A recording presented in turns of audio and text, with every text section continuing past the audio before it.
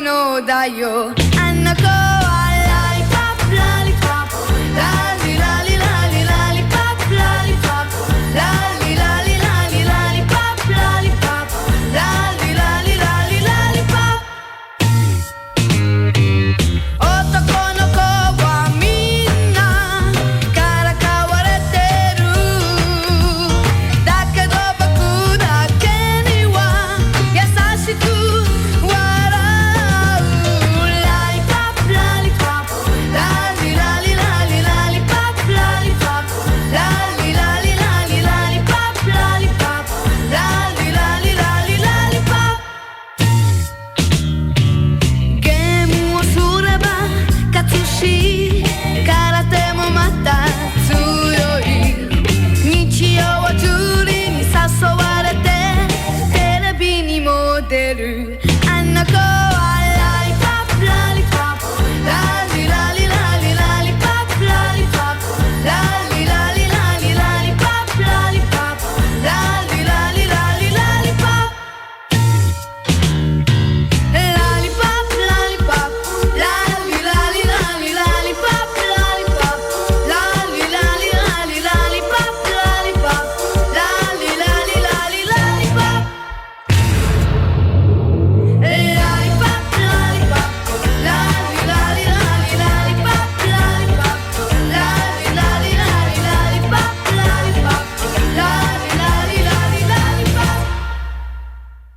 Muteki et Yokoso. On est vraiment sur Muteki là Eh oui, Muteki, l'émission de la musique japonaise, toute époque confondue. Évidemment, pour le retour. Là, c'est même plus une histoire d'époque, c'est une histoire de dimension. Ah, il y a toute une histoire derrière. On est dans la dimension X en fait. Derrière ça. Ça faisait 2 semaines qu'on s'était pas, même 3 semaines. 3 semaines. En gros, donc là, on se retrouve, on marque le coup. Ah ouais, non, mais là, t'as voulu marquer le coup, mais à mort quoi. On reçoit Tomo aujourd'hui. Bonjour. Voilà. Qui regrette pas d'être venu. Ouais, mets-toi bien près du micro, Tomo. Mets-toi bien près du micro. Qui regrette pas d'être venu. Voilà. Donc qui va nous accompagner un petit peu aujourd'hui. Voilà, alors on s'est demandé en fait durant tout le trajet depuis l'Isère jusqu'à Lyon qu'est-ce qu'on allait bien pouvoir dire, et en fait on a passé 1 heure sur la route à ne pas savoir justement. Bref, on verra bien ce qu'on dira. Il y aura peut-être quelques bonnes adresses si vous écoutez l'émission, quelques bonnes adresses à glaner, notamment si vous allez voyager à Tokyo, si tu as quelques petites adresses sous la main pour les futurs voyageurs. Quand même, juste pour la précision, voilà, on a commencé c'est ce que j'allais dire avec ce bon vieux Noam. Noam, vous vous rappelez, interprète des génériques. Et peut-être pas justement, on va expliquer qui était Noam. De Goldorak, je te laisse le faire. Alors Noam, qui était un chanteur israélien qui, comme Mike Brandt en son époque, chantait en français des génériques, donc de Goldorak surtout, en phonétique. Il avait la feuille sous les yeux, c'était pas du tout du français comme nous on peut le comprendre, c'était véritablement les syllabes en phonétique. Ouais, tout à fait, ouais. Et donc, ouais. Alors, il a fait Goldorak, il en a fait d'autres également, mais c'est surtout pour le générique de Goldorak qu'il est le plus célèbre, il est resté célèbre. Ce que peu de gens savent, c'est qu'il a eu une petite carrière au Japon à la toute fin des années 70. Il y a eu même un album que vous allez avoir la chance de découvrir au fil des 10 semaines qui viennent, puisque des 9 semaines, voilà, spécial dédicace. Thomas, voilà. On a commencé avec la chanson, donc la chanson qui ouvre cet album méconnu. Il y a quand même des grands malades qui ont exhumé ce disque et qui l'ont ressorti. C'est sorti chez une petite boîte qui s'appelle Balthazar Music et qui a en fait en France, et qui a toute la collection en son actif des Télé 80. Donc il y a plein de BO qui ont été réédités, entre autres Téléchat, Les Cités d'Or, Ulysse 31 et compagnie, toute la clique un petit peu, et ils ont ressorti cet album de Noam. Alors qui sont les plus fous, ceux qui le ressortent ou ceux qui l'achètent? Parce que Noam, voilà, a sorti quand même cet album au Japon. Uniquement, oui. Uniquement. Là, on a commencé avec la chanson. C'était on a un chanteur de générique français, voilà, enfin francophone, qui se lance dans l'aventure japonaise. Voilà, ce que vous entendez derrière, c'est vraiment de la pure variété de la fin des années 70. Là, on avait commencé avec la chanson qui ouvre son album, qui s'appelait Stekina Lollipop, qui était sortie en 45 tours. Donc vous allez un petit peu pouvoir découvrir ça au fil des semaines. Et puis si vous n'avez pas envie, vous allez le découvrir quand même et vous pourrez en parler à vos amis. Ça sera un petit peu Mouteki, c'est toujours ça. Hein, c'est l'émission de l'éclectisme, hein, n'est-ce pas, mon cher Damien? C'est l'émission où en fait à chaque fin de commentaire on se dit mais qu'est-ce qu'ils vont nous passer derrière. L'émission qui craque. Voilà. Avec quoi on attaque? On va justement on était parti sur du vieux, on va repartir sur du vieux plus vieux. Tokyo Ska Paradise Orchestra, très connu évidemment, groupe de ska, de reggae, de groove, très cuivré, sévèrement cuivré, et Mongol Hapyaku, donc Mongol 800 pour ceux qui ne le connaissent pas. Autre groupe qui a largement roulé sa bosse. Les deux dernièrement ont sorti un single en commun. Évidemment, ça sonne un petit peu ska, mais avec évidemment un peu de rock dedans. Les deux ont réussi à fusionner leur sonorité. Eh ben on y va. C'est bon, je te l'ai bien vendu. Plutôt pas mal. 04 78 39 18 15 si vous voulez nous appeler, dédicace ou demander ce que vous voulez. Facebook.com/Moutekikanu, Twitter.com/Moutekikanu. Mouteki, c'est parti. Tomo avec nous jusqu'à 10h.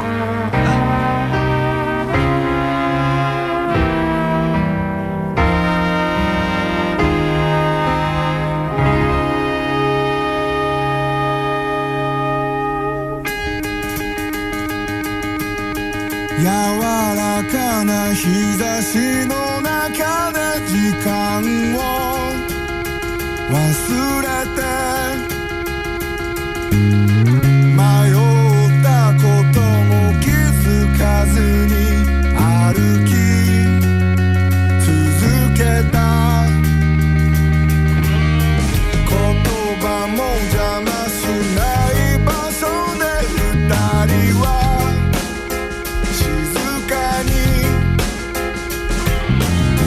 誰にも見えない絆を作り出した春も夏も秋も冬も花が咲いて枯れた後も雪が頬で溶ける時もずっと流れゆく世界の中で言葉さえいらないくらいパラソルにいて寄り添うことがこんなに強く優しいなんて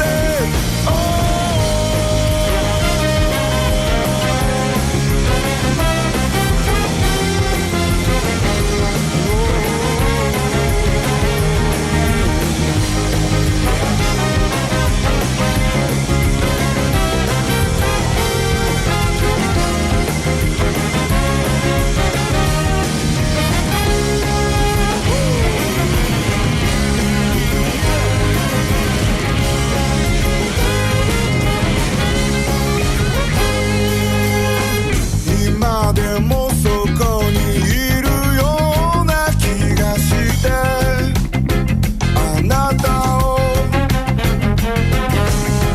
つい探してしまっている楽しい時もいつまでも一緒にいられるなんて思って流れるままに過ごしてた今はわかるよ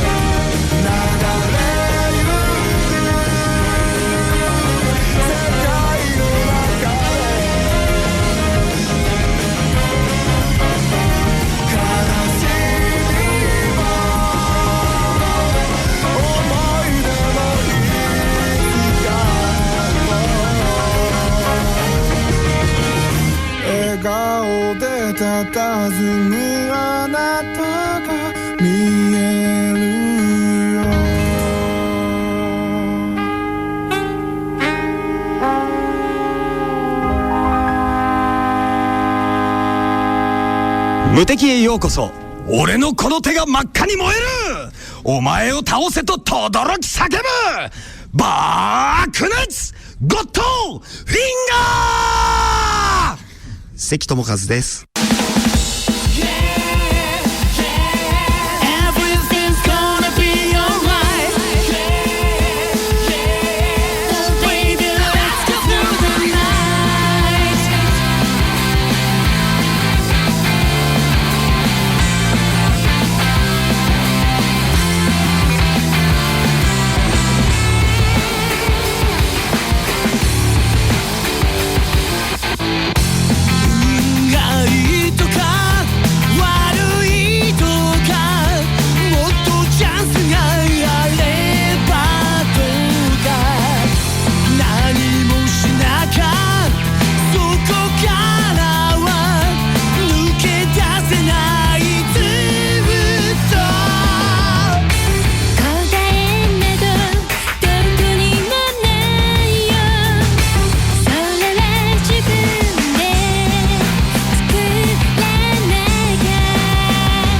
Virgin story 君と奏でるストーリーどんな暴れたって大丈夫風に乗って変わってくメロディー宇宙でたった一つのストーリー Everything's gonna be alright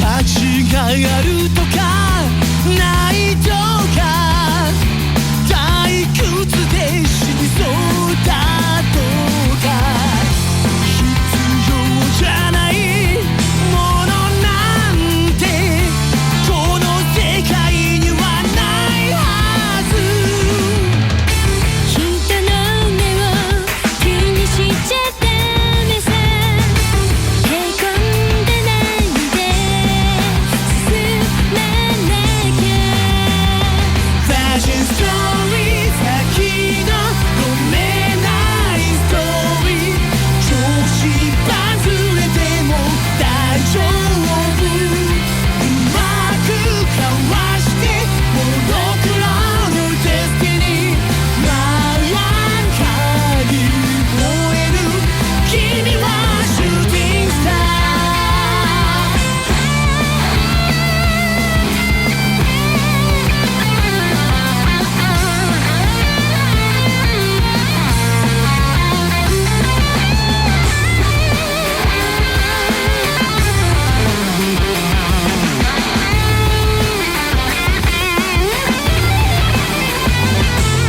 一つ二つ瞬く星僕らをいつも見つめてる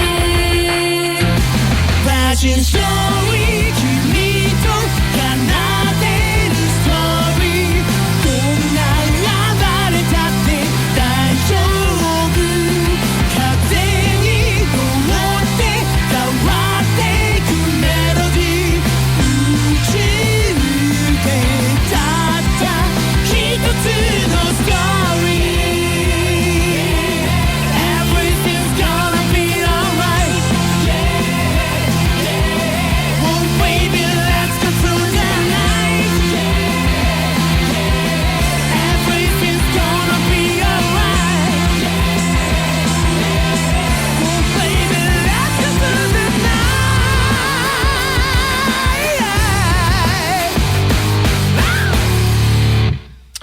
Les Firebombers juste à l'instant avec un single en fait qui faisait office de single anniversaire pour Macross. C'était sorti pour les 30 ans. Donc il y avait un petit peu les protagonistes de Macross Frontier d'un côté et là c'était une chanson plus particulièrement des Firebombers uniquement. Virgin Story, single sorti en 2012. Voilà. Et juste avant, et j'ai plus le nom sous la main. Juste avant, Nagare c'était- Yuku Sekai no Nakade. C'était ça? Oui. Voilà. C'était donc le single en commun de Tokyo Ska Paradise Orchestra et de Mongol Hapyaku Mongol 800 De légende hein, quand même. en français. Ouais, bah, deux groupes effectivement légendaires. On parlait de légende justement, on avait parlé de Firebomber, d'une série légendaire qui est Macross.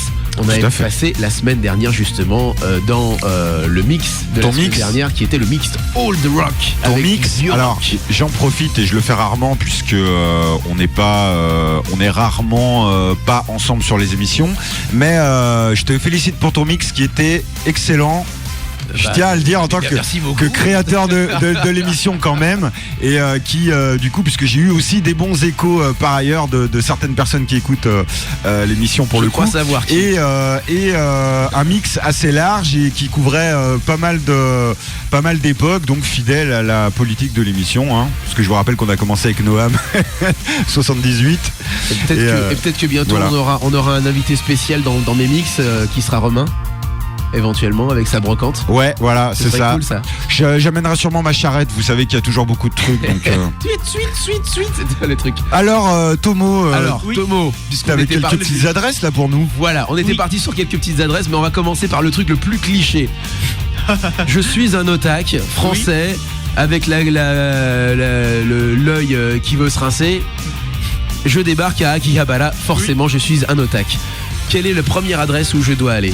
D'abord, pour les jeux vidéo, bon, juste à côté du boulevard, il y a un petit magasin de 12 étages.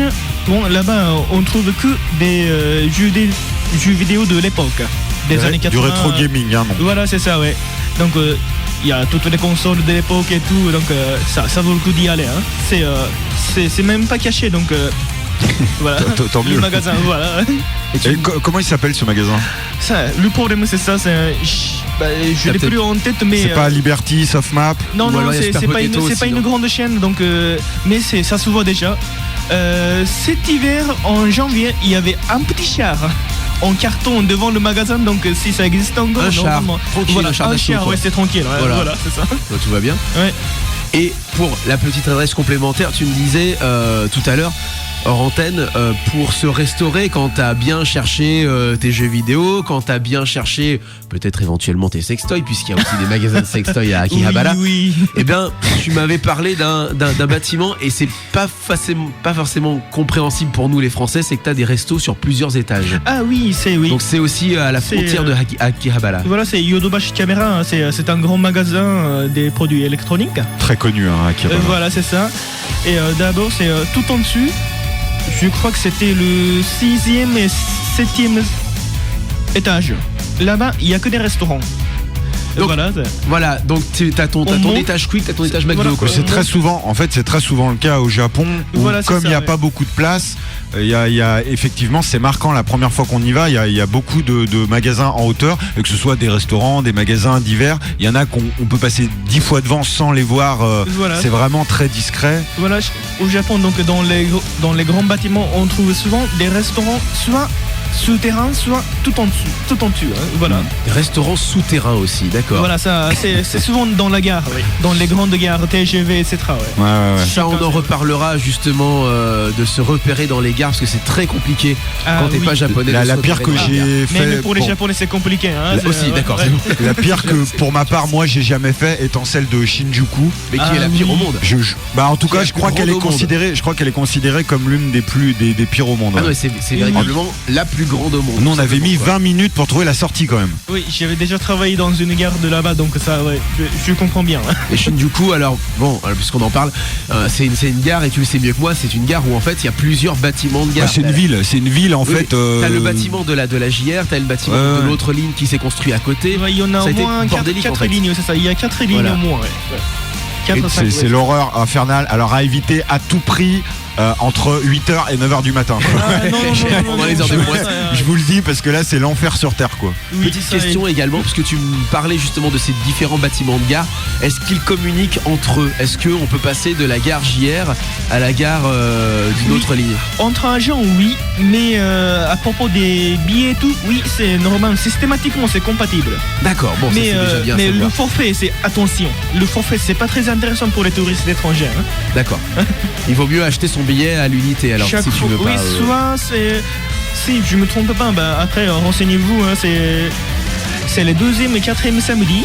Il y a un ticket compatible pour normalement dans toutes les lignes. et ça coûte 4 € à peu près, donc ça vaut le coup. Hein, Ça vaut le sinon, coup. voilà.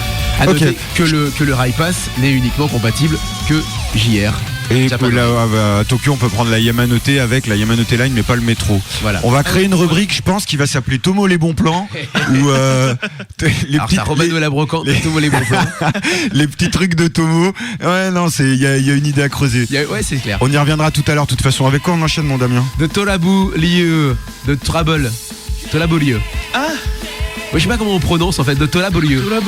Tolabulu plutôt. Ouais. Groupe qui s'appelait auparavant The Trouble, qui était beaucoup plus facile à prononcer. Donc le mec, il a voulu transformer son nom de Tolabu Road Dai Sancho Kaiso. Voilà pour le nom de l'album. Kanashimi no Ocean View pour la chanson. Donc c'est de la jolie pop. Moteki jusqu'à 10h.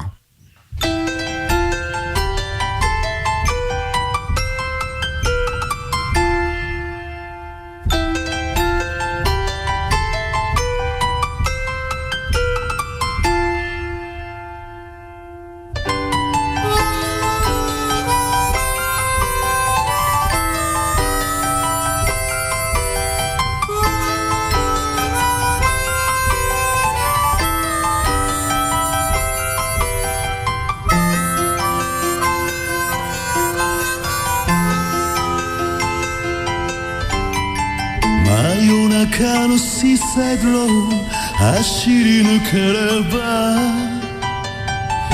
海辺のホテルはもう見えかけてきた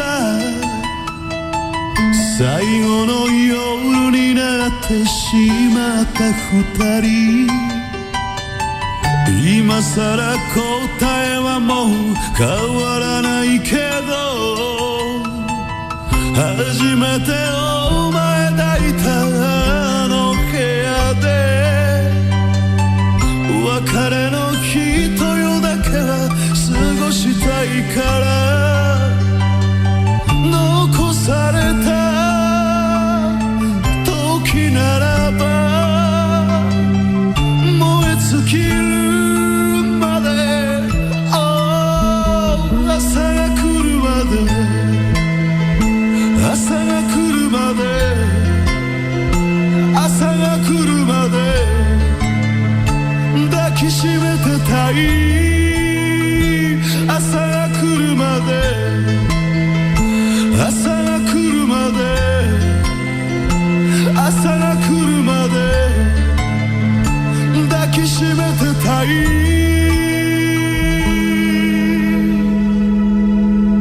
One, two, three, four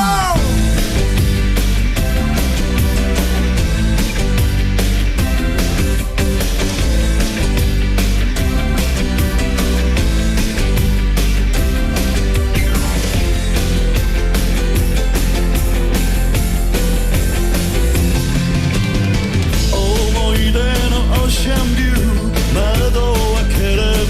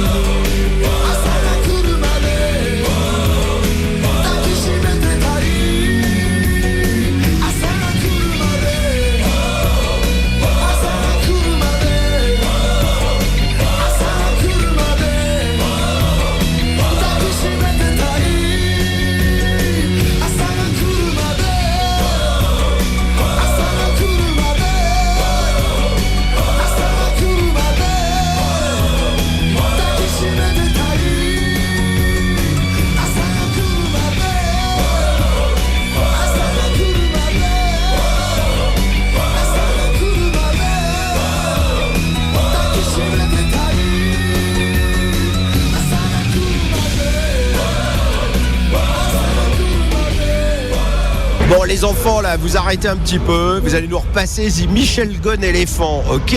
Si vous voulez du rock japonais, ça, c'était des bons.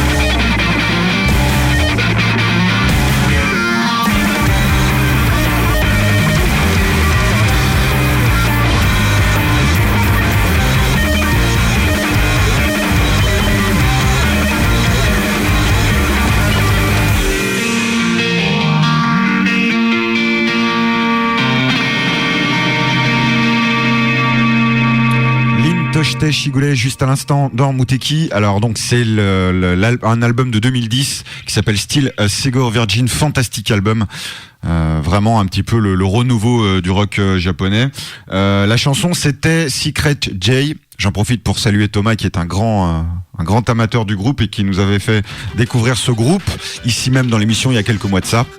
Juste avant, voilà, on vous encourage à le découvrir. Et ben pareil, tout pareil. Moi aussi j'aime beaucoup. Et juste avant, The Tolerable You de Torabu Ryu pour les franchouillards, Kanashimi no Ocean View, voilà, chanson du groupe qui s'appelait auparavant The Trouble. Et un jour, quand même, après le jingle de Manoeuvre, faudra vraiment qu'on passe du vieux Michel Gunn Elephant. Parce qu'à chaque fois, il En fait, l'annonce et on passe autre chose, quoi. C'est le départ. Enfin, non, justement, on fait l'inverse. C'est-à-dire qu'au début, on le réservait que lorsqu'on passait du Michel Gunn Elephant. Après, ça s'adapte à tout ce qui est rock. Hein. Et du coup, maintenant, ça s'adapte à tout ce qui est, à tout ce qui est rock. Alors, puisqu'on parle. Juste un petit peu moins de son dans les oreilles. Un petit peu moins de jus, comme dirait Pérus. Voilà. Je voulais parler, puisqu'on parlait de groupes, je voulais parler notamment des groupes qui allaient se produire à Japan Expo, puisque c'est vrai que les noms commencent à s'accumuler. On fera le point la semaine prochaine, on prendra le temps notamment de passer quelques extraits musicaux des groupes annoncés à Japan Expo, donc début juillet. Une petite news au niveau rétro gaming, 2 petites news. D'abord, le 25e Pix & Love est sorti, le fameux trimestriel consacré au rétro gaming. Avec beaucoup de retard, mais il est sorti. Avec beaucoup de retard et avec une jolie couverture de Strider, si vous avez Absolument. connu cet excellent jeu d'arcade Mega Drive PC Engine, jeu de plateforme action avec un ninja dans un monde futuriste. Je vous laisse découvrir. Autre nouveauté rétro gaming et pas des moindres, puisque il y a notamment la présence du docteur Lacave en tant que rédacteur en chef. Il y a aussi Benzaï, le youtubeur du Hard Corner, de That Guy with the Glasses, si vous connaissez. Tous et toute une petite équipe collaborent à un magazine qui vient de sortir. C'est le 3e numéro qui est sorti hier, qui s'appelle Rétro vers le futur. Et le pitch est tout à fait différent de Pix & Love, là où Pix & Love va regarder dans le rétroviseur en analysant notamment toutes les données techniques, toutes les angles un peu pointus au niveau du rétro gaming. Rétro vers le futur va au contraire être en quelque sorte le rétroviseur. Le numéro de ce mois-ci est consacré à l'année 92 et il va être traité comme en 92 avec une maquette irritée de console plus, joypad, joystick, Joli player hommage. one, avec la naïveté de l'époque. Ou du moins, tenter de la recréer, c'est peut-être pas Exactement, facile. tenter mais- de recréer cette atmosphère un peu naïve où on voyait justement pointer le serpent de mer à l'époque, en 92, du CD-ROM de la Super Nintendo. Il y avait le courrier des lecteurs qui existe encore dans ce magazine. Il y a les trucs et astuces par Carlos Valderrapad. Oui, Carlos Valderrama, c'est Valderrapad, il s'est mis aux jeux vidéo depuis qu'il joue plus au football.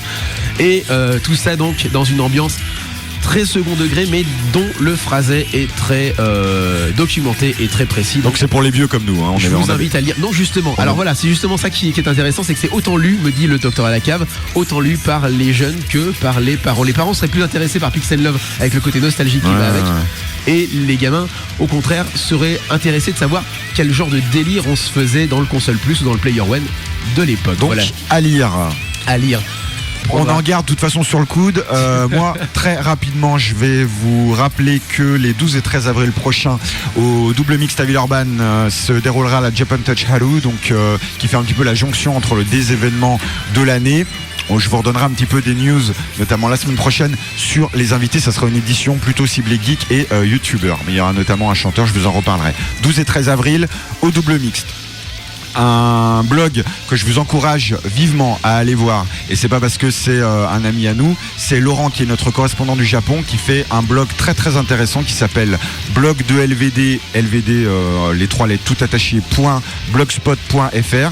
Il y a beaucoup d'articles à la fois sur la culture japonaise, mais aussi il y a d'autres choses, notamment sur la religion. Enfin voilà, c'est très bien écrit et vraiment c'est très intéressant au niveau des divers sujets que ça aborde, qui sont la plupart du temps des sujets qui ne sont jamais traités ailleurs. Plus évidemment des avant-premières de films ciné qui voient, etc. Puisque c'est notre correspondant au Japon, on le rappelle. Et enfin, quelques petites news de sortie. Je fais vraiment très très vite. Retour de Bugtic, le 4 juin avec Aluiwa Anarchy en 4 éditions.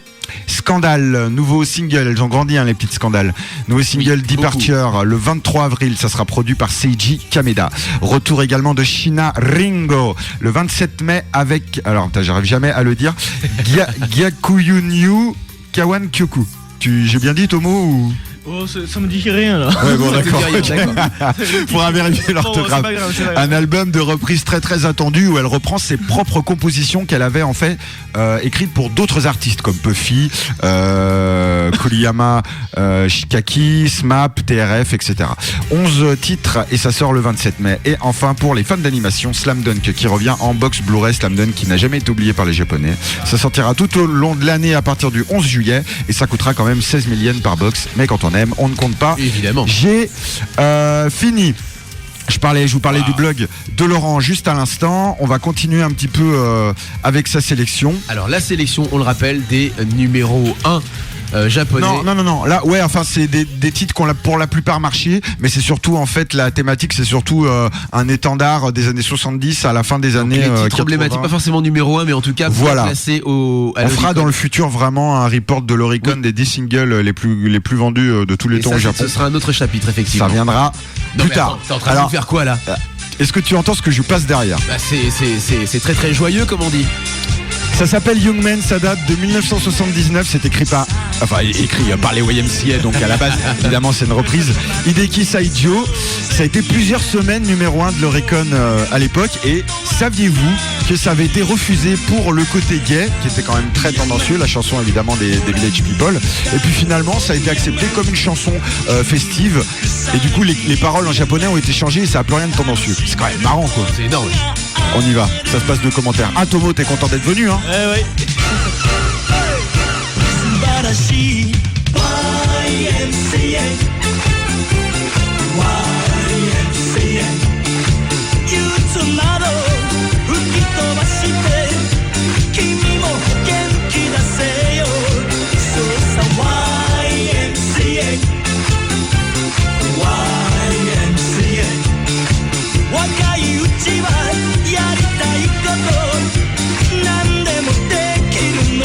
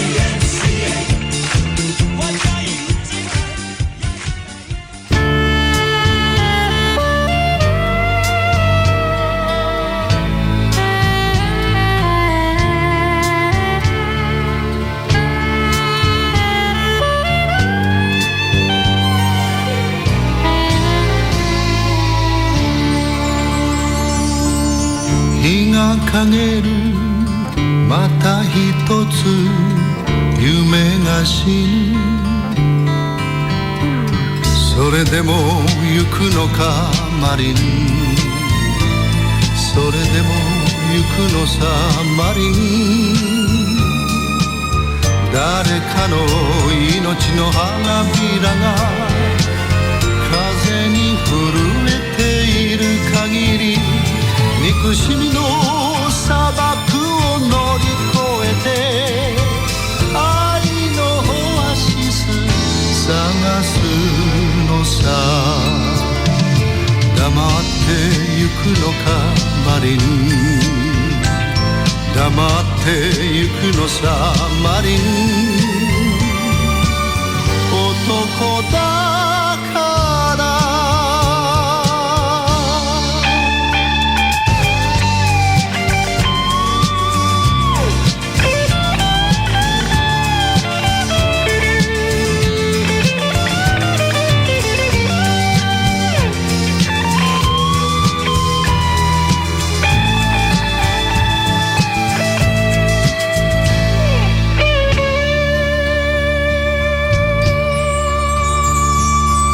血が騒ぐまた一つ星が散る果てなく行くのかマリン果てなく行くのさマリンどこかで緑の若い葉が朝を信じている限り苦しみの海原乗り越えて愛の小島を探すのさ笑ってゆくのかマリン笑ってゆくのさマリン男だ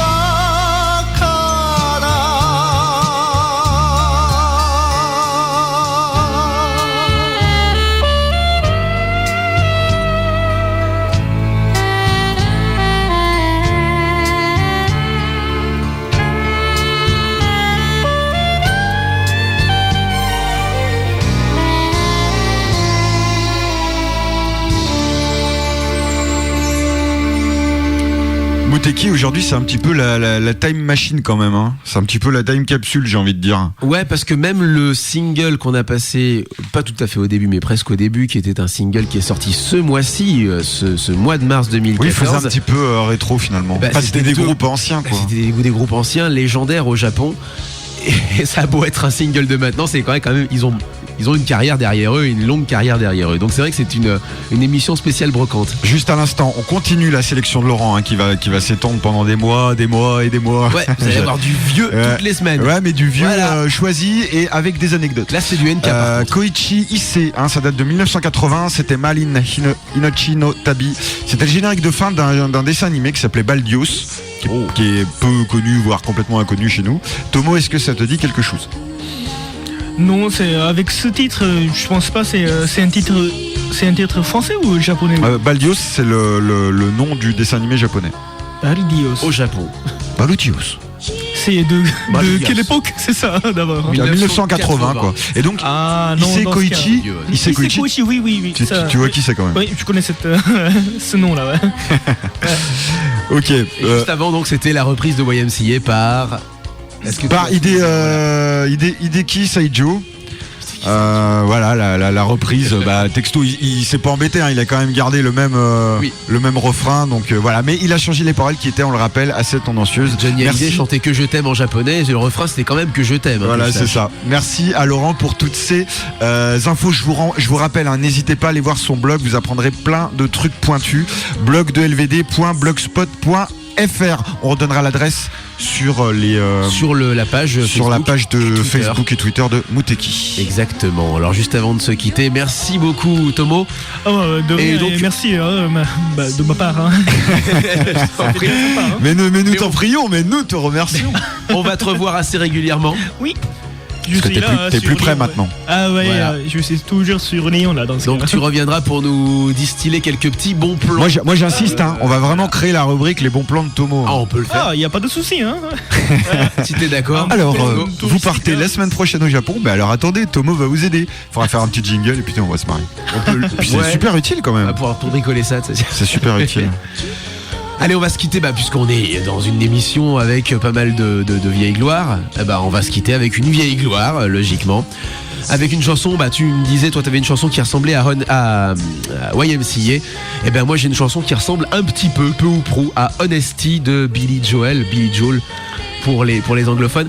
Et c'est un chanteur qui est très connu au Japon, que tu connais certainement, Masaharu Fukuyama. Ah oui, bien Une évidemment. légende de la pop. Hein. Oui, Une légende de la Exactement. pop japonaise. La légende véritablement de la pop. Et Hatsukoi, donc amour d'été, Hatsukoi. Hatsukoi, c'est coup de foudre. La première, Oui. ouais, la première amour. C'est pas coup de plutôt ça, foudre. ça, C'est la oui, première ça, oui, fois. plutôt ça. C'est le coup de foudre en fait. Oui, c'est un Oui, peu coup de c'est foudre. c'est plutôt le premier amour. Hein. Le premier amour dans le plutôt, sens, ouais. Dans le sens, oui, très très plutôt. fort quoi. Bien sûr, oui. Ok. Donc Hatsukoi, c'est la chanson que je vous propose pour cette fin d'émission. Et donc on se retrouve la semaine prochaine, et ce coup-ci ce sera encore une fois avec les vraies voix en direct sur Radio Canu, sur 102.2, Bah, comme d'habitude. évidemment. Et puis vous aurez la suite de Noam, hein, donc Ah ouais, c'est vrai. Tomo, on te sûr. remercie Ah bah, Je suis de pas rien, sûr moi en d'un tout seul cas. coup. et à bientôt. Oui, à bientôt. Hein. Vive le son japonais, déjà un matin. Portez-vous bien, matane.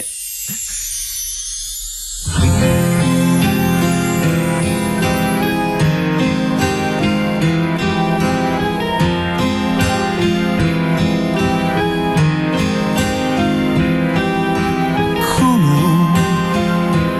想いが君を苦しめてしまうとしても傷つけてしまうとしても君が欲しくて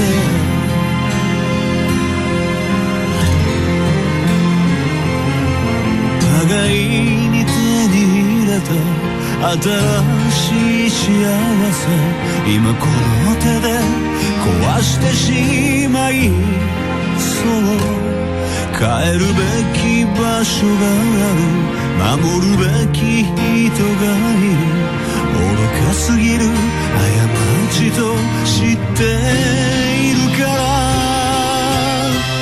友達ではいられないことも恋人には戻れないことも分かってるよでもこの真心を永遠の初恋と呼ばせて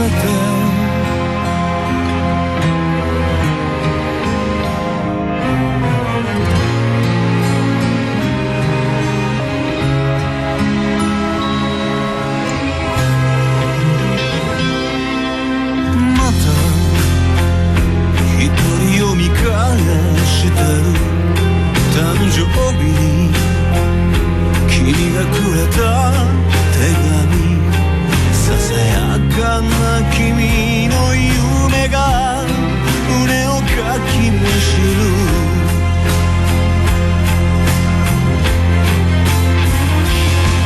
君が抱えていた消えぬ愛の傷跡触れないことが優しさと思ってたどんなに大切でも言葉にも形にもできなけりゃ優しさなど無意味さ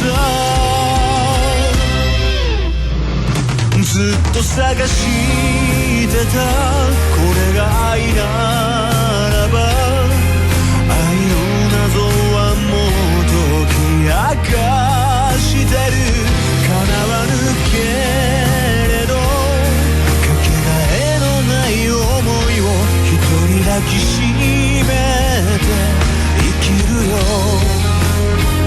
時はいつかこの恋に答えをく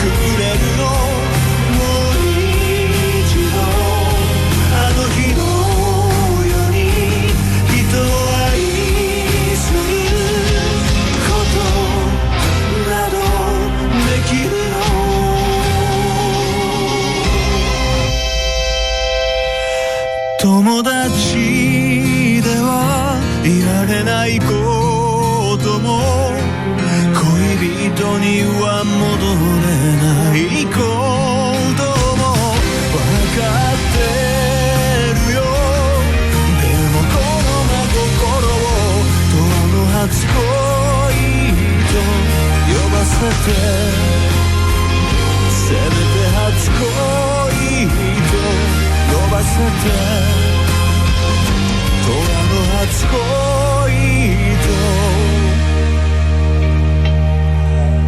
と呼ばせて